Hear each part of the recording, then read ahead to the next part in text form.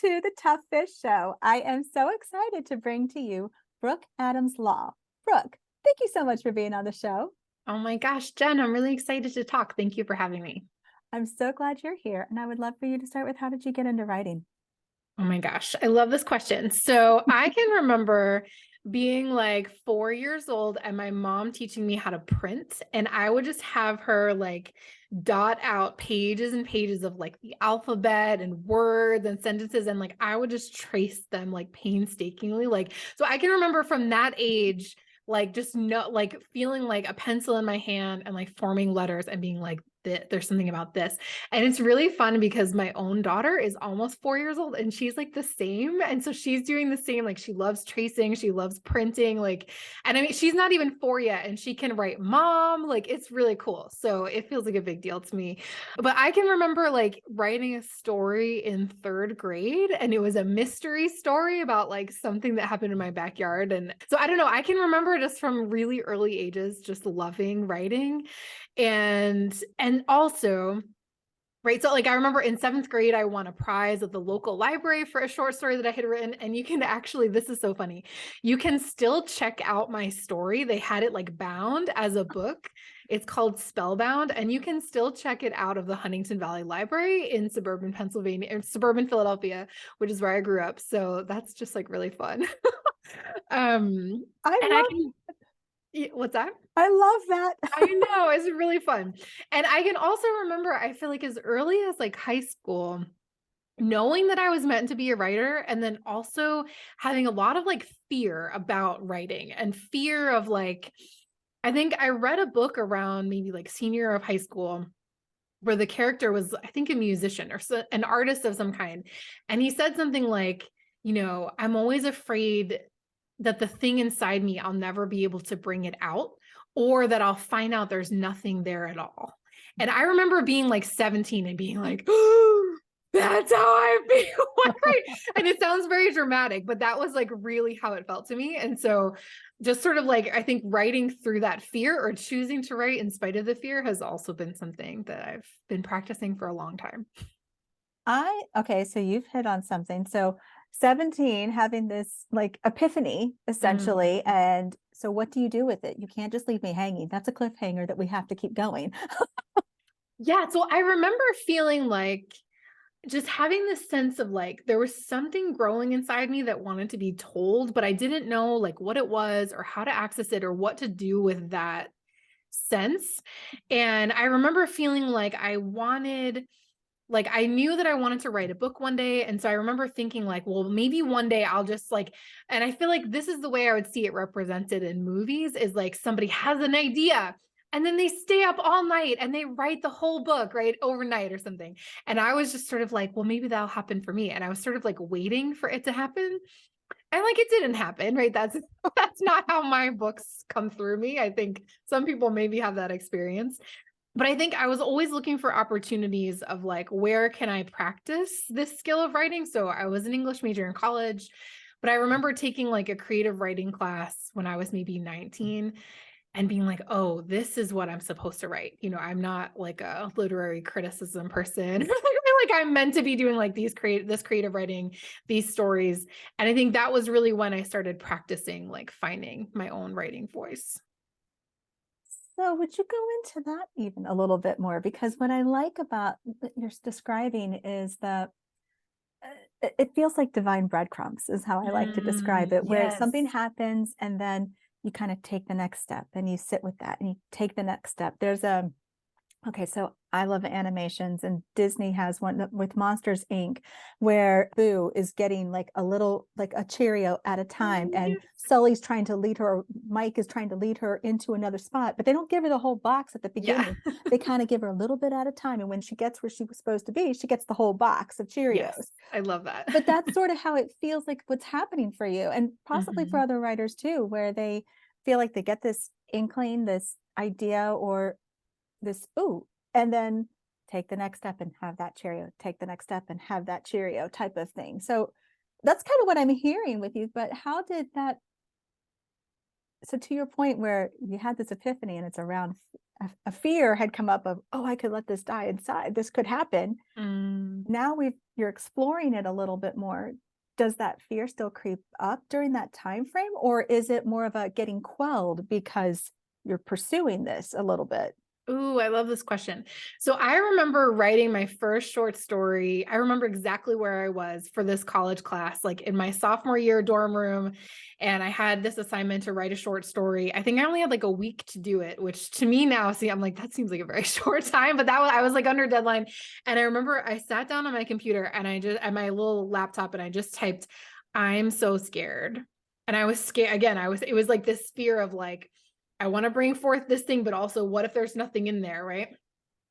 And I thought, okay, what if I just use that as the first line of the story?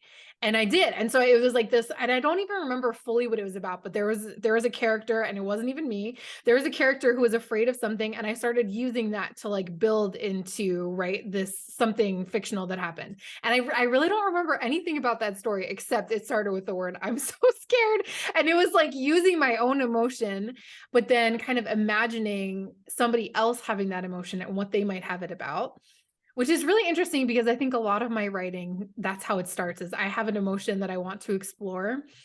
And I'm like, okay, how can I set this in a fictional character and explore it in a totally different way than I'm experiencing it? Yeah. And that feels really fun for me.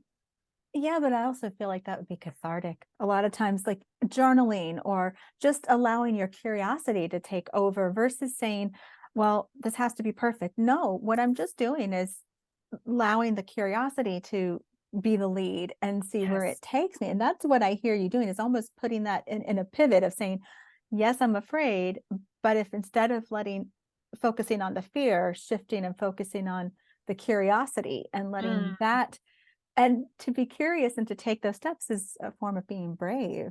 Hmm. Yes. And I love that what you said so much. And the only thing I would say is I think it's like you said, feeling afraid, but then pivoting. And I think it's like feeling afraid and pivoting. Like Ah, I feel like yes. that, right? It Okay. doesn't, right? So it's not like I feel afraid and put a pin in it and I'm like, and then I'm going to go over here. It's like feeling that fear and kind of letting it fuel me into the thing that I want to explore. And I think now in my writing practice, like right now, it's very present, is sort of the fear looks different, but it's still there. And the fear it looks like now is I have this vision for the book I'm writing now and what it wants to become. And there's this fear of like, can I execute it to the vision, the level of the vision that I have? And I think that's a good sign because it means that I'm like reaching for something that's like a little bit above my skill level, right? So I have to rise to meet it. So it feels scary, and to your point, also brave, which is the name of my company, is called Writing Brave. So I feel like it's very apropos. I was feeling that. And you're right. You're right. That it really isn't a pivot that just, okay, I'm done. Pivot. No, no. I was thinking, feeling it as that in tandem, but there's a Yes. point that you're like, I can either choose to let this continue to be the driver, or I can choose to start to make that and shift my thinking or make that pivot. So there is a point where you are kind of feeling a decision of sorts, even if you Mm-hmm. don't sit there and actively go, I am now making a decision. You are, Yes. there's that feeling inside that's like, okay, I can either let this continue to get at me and build and feel frustrated or nervous or, constantly procrastinate it, or I can say, I get it, you're there, give me your hand, Mm. fear. Okay, I'll hold it, but we're going to go this way. And Yes. I hear you, but we're going to go this way, type of Yes. thing. And that's what Yes. I'm hearing. For sure. And I love that analogy, that metaphor that you brought up so much. And I was telling some of my clients just the other day that like they're dealing with, right, writer's blog and procrastinating, like saying they're going to write and then not writing, or not feeling like writing and all the things. And I was just like, listen, like, right, sometimes you just take it by the hand, the part of you that doesn't want to write, you take it by the hand and say, but this is our writing time and we're going to write now. And I said, it's kind of like having, like, I have an almost 4-year-old, and it's kind of like saying, like, I know you don't want to get in the car right now, and it's time to get in the car right now. And so I'm going to pick you up and put you in the car, even though you're kicking and screaming, right? So sometimes it's like, we have to do that with ourselves of like, I know you don't feel like writing right now. This is the time that we said that we were going to write. And so we're just going to bring all the parts, like we bring the kicking and screaming parts, and we just bring them with us instead of letting them kind of like rule the day. I love that. I love that. And you're right that I kind of see us all as adults as like all oversized 6-year-olds Oh, anyway. yes. So we can be oversized 4-year-olds too. But I mean, Mhm. but still that there is that fear of, okay, what if I don't feel like it today? Well, you may not have that external driver, that accountability partner, or that coach, or that editor, or something else saying, no, this is what we're doing, like a parent saying, you're going in the seat anyway, let's get you Mhm. buckled in. Yep, Um, exactly.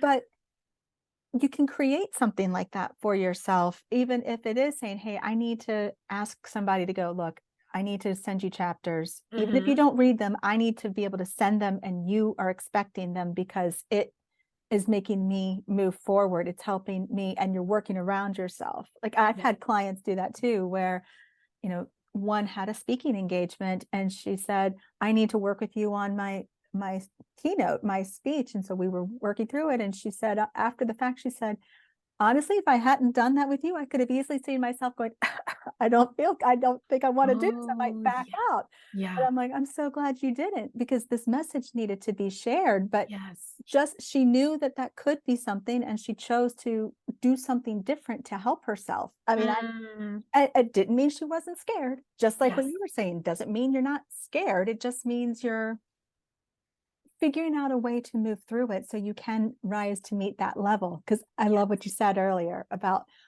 this other piece. This piece is something more. It's expecting more because it's a different level for you. And everyone has that bigger for you thing. But Mm. you need to rise to meet it. And you wouldn't have been given that if you couldn't do it.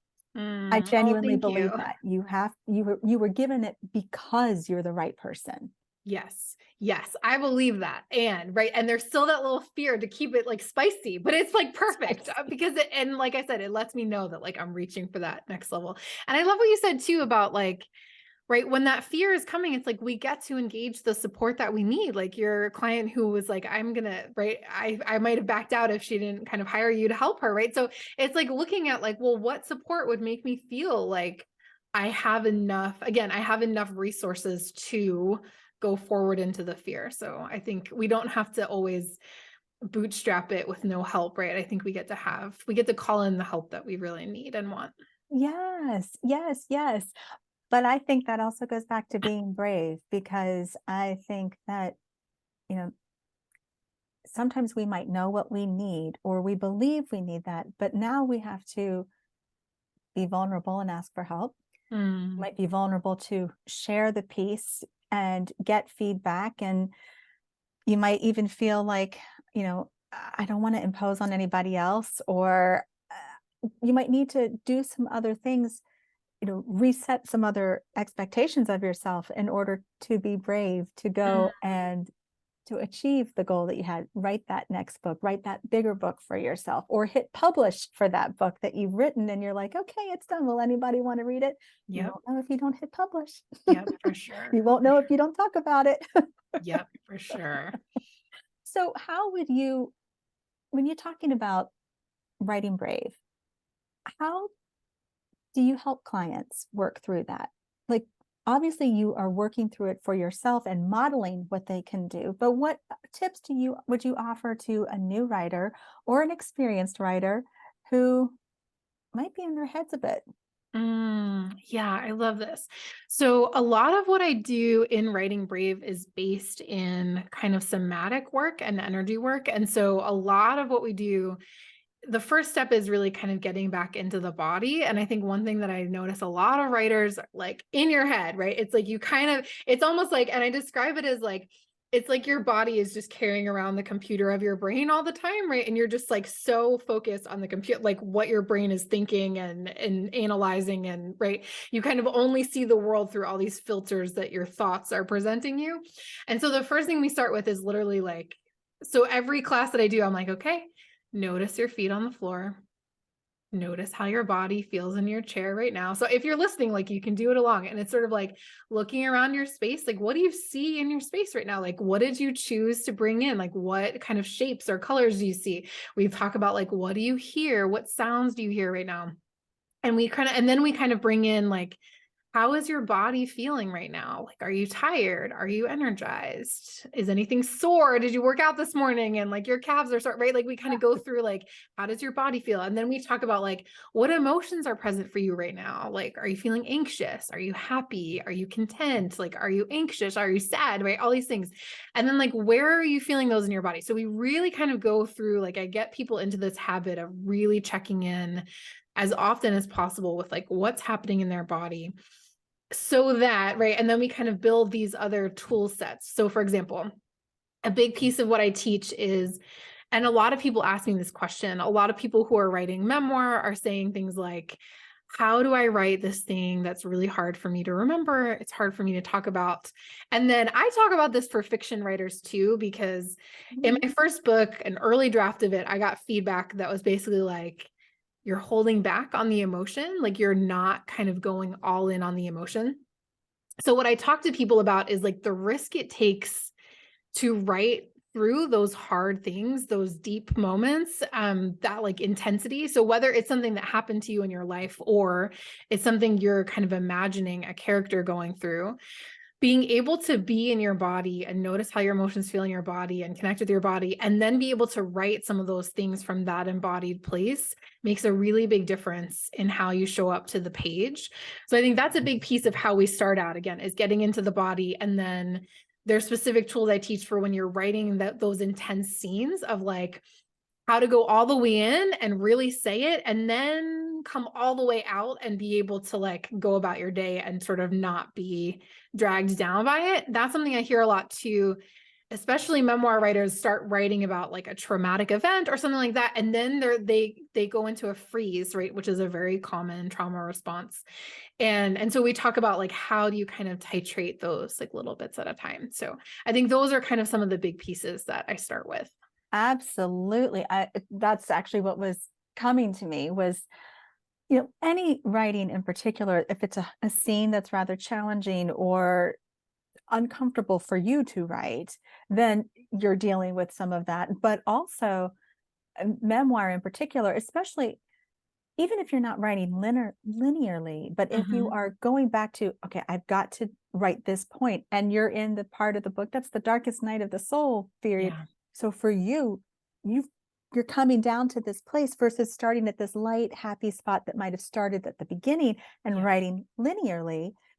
If you've moved around, or if you've been writing, even if you have written linearly, you still might not have gotten it all done in one day. So you're at this dark night of the soul part, and then it's, oh my gosh, I have to start here and write out versus start lighter and move my way in to move my way out.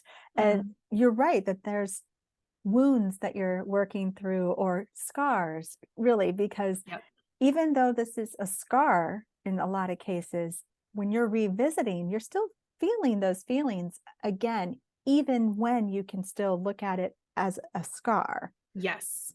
Yeah. And I think that's something that I talk a lot about too, is sort of there. And there's a couple things. I think there's a piece where there's writing about, like you said, scars, things that have happened that were really painful for you.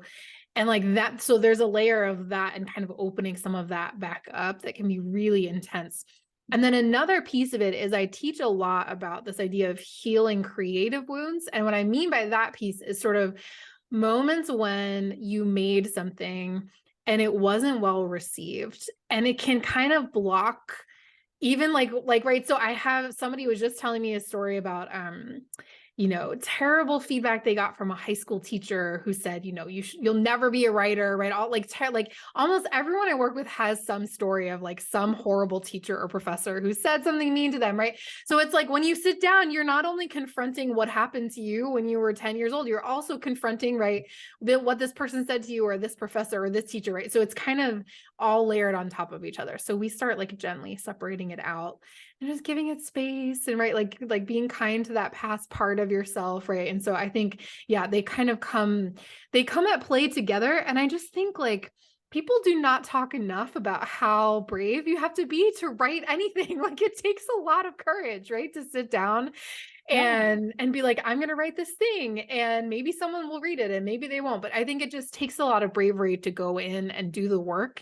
And it's sort of an unsung act of courage. So then let's follow that a little bit, because I believe the same thing, that as a developmental editor, I tend to see pieces in a very raw state before they're Yeah. moving to a next phase, right? That's usually when somebody's bringing in work that they think they need more, they think the story needs more strength, or they're trying to make sure that it's all together, but they're not, it's not ready for line editing yet. It's not, Yes. and they might have gotten some beta feedback, but still they're looking for more support. And I know that it takes courage just to even give it to me to ask. And I Mhm. think, and I'm glad that a person feels like they can share this piece and trust that their vulnerability is safe. But how would you encourage someone who feels like, I am not sure I'm ready to share this piece with anybody, despite the fact I have in my heart, I want to hit publish, I want to have this book out because it's this goal that I have, but then, oh, that Mm. means I have to share it. I have to give it to an editor, even if it's, I need a line edit or any copy or what have you. I need a designer. I need to give it to beta readers and so forth. Oh, and then actual people reading it and leaving reviews. Yeah. So how would you help them to even just in that first piece, just to say, look, keep moving, Yes. keep moving. Yeah, and I love the way you kind of gave there all these interim steps, and I think part of the way that we do anything big and brave is that we kind of build our capacity incrementally, right? So it's just like, I mean, it's an overused analogy, but it's just like going to the gym, and like you can't go to the gym and lift like 100 pounds, right? Like you start with like the 5 pound weights and then you do the 10 pounds weight. Like I feel like it really is like that of like building your capacity of people reading your work. And so I think one thing that I say is, first of all, if people are like afraid to even sit down and write anything because they're afraid of people someday reading it, it's like almost that you create this like bubble for yourself of being like, no one's going to read it until I'm ready. And you kind of give yourself that creative safety of just like, I'm going to write this for me and no one's going to read it until I'm ready. But to your question of like, if people know they need to take that first step of like having an editor read it, I think part of it is finding someone who is going to be compassionate with your work. So like Jen, right, is clearly like very compassionate, right? So finding somebody who, and maybe like you email them and say like, could we have a phone call? And like, could I kind of like meet the person, get a sense of what they're really like and how they work?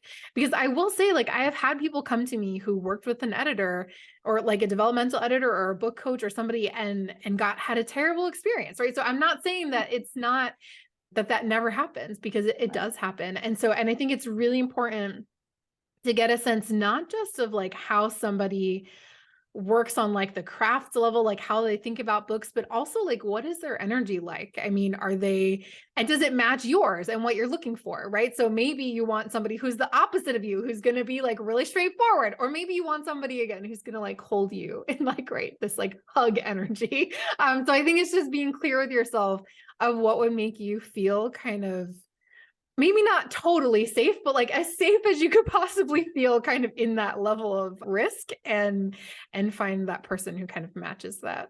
I love that you mentioned risk, because to your point, being brave means that there is a calculated risk that you're taking, and you are calculating it. It's not just that I'm just going to jump off and hope. No, Right. you've thought about it, but you're still aware and you're still taking that next step. And brave means you're doing something, you know, courageous. You're doing something that's important to you.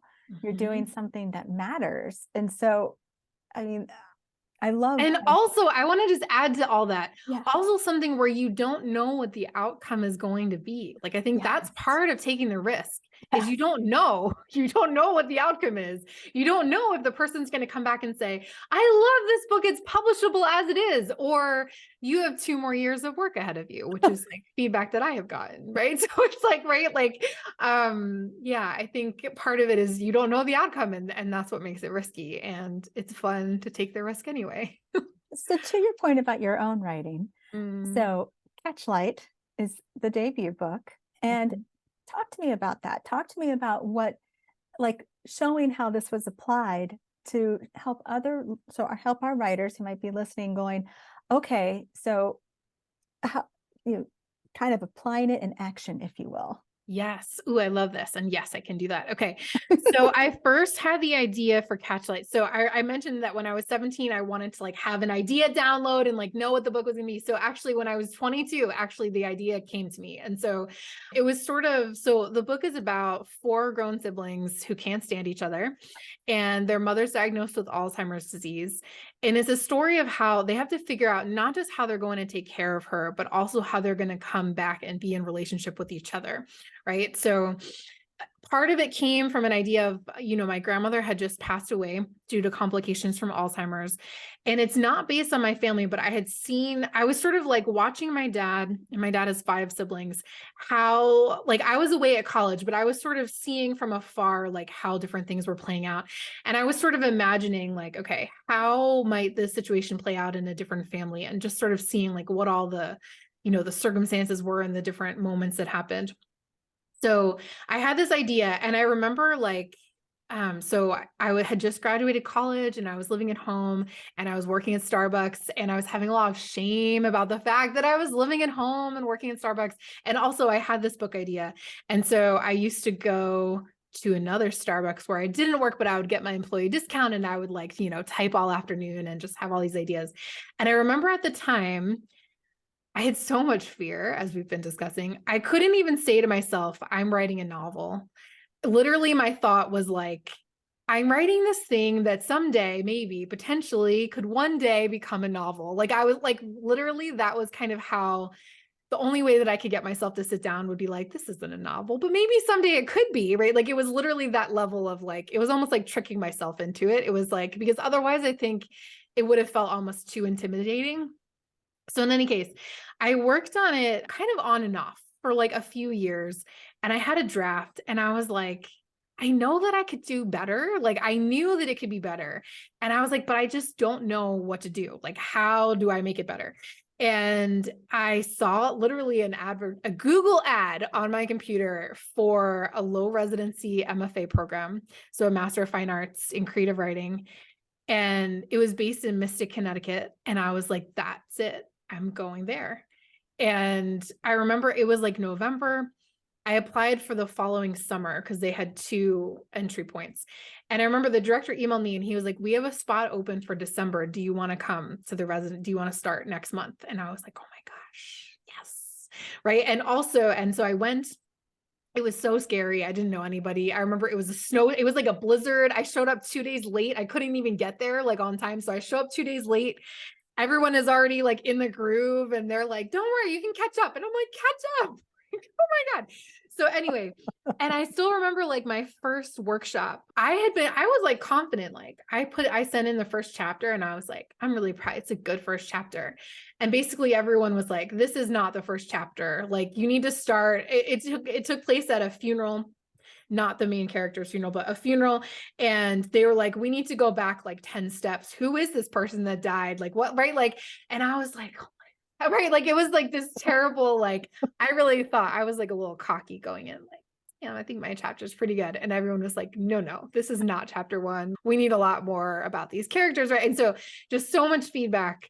And so I had a whole draft of the book, and I thought, I'm going to start over from the beginning. And I did. I started over with like a blank document, page 1, took people's feedback, and I went back. I was like, okay, what would have happened 50 pages earlier, right? And I was like, and I started imagining that, right? So 2 years of the MFA, I started over a second time from page 1 because I was like, I really know now. Here's what I'm trying to do. Whatever, got through the whole draft. But I think that piece of like being constantly writing and then getting feedback, and then writing and getting feedback, and then not taking some of the feedback, but then taking some of the feedback, right? So, and like discerning which feedback is in line with my vision, which feedback is not, and sort of learning how to kind of calibrate that piece was really impactful. And in the end, I told you this at the beginning, but it took me 7 years to write the book from that moment when I was 22 and I first had the idea all the way to the end. So I wasn't working on it the whole time, but like, from inception to the book being done is about 7 years. And then it took me 6 years to get it published, but I was just relentless. So the book came out in 2020, and I'm really proud of it. And I think every moment of the way was just like, I'm feeling the fear, and I'm just gonna keep going. Like whatever level I was at, it's just like the next just going to take the next action, and I'm going to do it afraid, because I was afraid the whole time. But like little by little, I got from beginning to end. But I love what you just said about, I didn't know, I was afraid, but you saw a step. It wasn't like you saw the whole thing of here's how you just knew the end goal, and Yep. you knew I'm sitting here and I'm afraid. And sometimes that's one of the most uncomfortable things, in the sense that you don't know what that next step is yet. So Mm. waiting is that step, and Mm. knowing how long to wait, and then dealing with the fear while we're waiting, because it's almost kind of like fear. It's like, oh, let me just pull up a seat. We can talk about this now. And it's like, no, we can't. Yes. I need to have the other things on my mind until the step appears, and it's not talking to you right now. So we can just sit there, little fear buddy. And we're just going to we're going to pretend we're in silent mode and see, we're going to play one of those cards that you see in the gate, in the car, like, who can be the quietest? I Kind of thing love to your fear this. buddy. Yep. I love that so much. Yes, But for sure. that's what I'm hearing, is that, to your point about discerning when to take feedback, when not to, it was also when to take action and when to wait, or what was the right action to take. Because just because you had the idea and you had a piece that you knew could move, you still chose to say, okay, well, does it need to go to editing yet? Or do I need more work? Or when I got to the spot where I realized now it's ready, now it can go to this very next phase. Yes, fear came up, but the step became a lot clearer too. Yes, for sure. Yes. And it's like that old saying about, you can't see to your end destination like in the dark, but your headlights can see just far enough, right, for you to keep driving. Yeah, it's exactly like that. And it does. It's sort of just being with the fear until the next step becomes clear. I love the way you said that. Brooke, this has been absolutely awesome. I love Where can people connect with you? Where can they possibly work with you to work through their fear? Yes. So you can find me at my website, which is wearewritingbrave.com. And I have a quiz there where you can find out your writing routine personality, which is really fun. And that will also get you on my newsletter. And there's also information on the website of how I work with folks. And you can also follow me on Instagram, which is at wearewritingbrave. So yeah, I would love to connect. And where can they get Catchlight? You can buy it anywhere online that books are sold. So Amazon, it's on pals.com. If you go to bookshop.org, that will help you order from your local independent bookstore, which I highly recommend. But all the online retailers have it. And it's Catchlight, all one word. Awesome. Brooke, this has been awesome. Thank you so much for being on the show. Oh my gosh, thank you. It was so fun.